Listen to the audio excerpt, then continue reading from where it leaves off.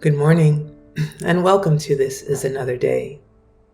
Today's scripture reading comes from 1 Thessalonians chapter 5, verse 14.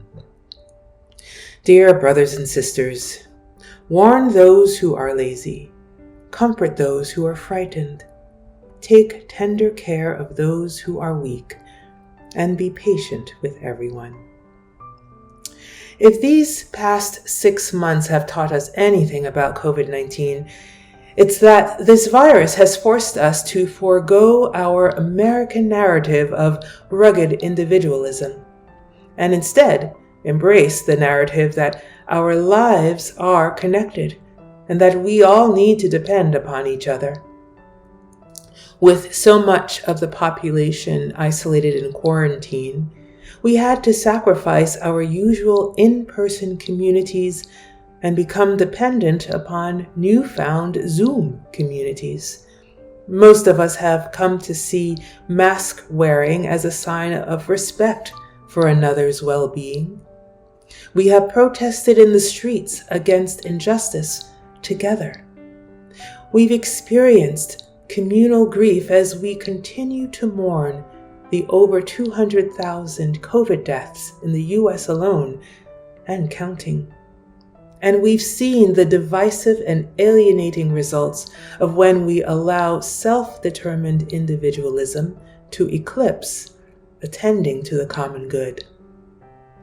The fact is that we are interdependent creatures who need to take tender care of one another.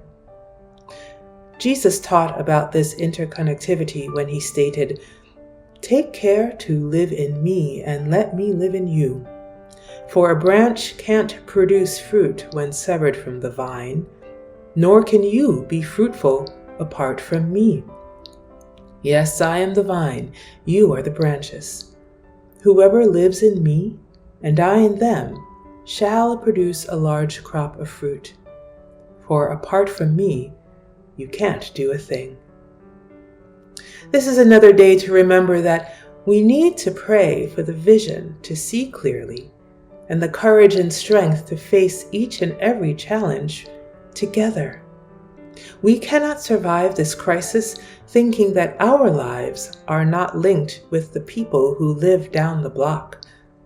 We may not see our neighbors as often as we used to, but we remain spiritually connected, whether or not we practice any sort of religion.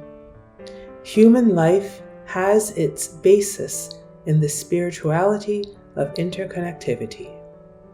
So, Lord, help us to reframe our thinking today to reflect the fact that each person's humanity is intertwined with everyone else's.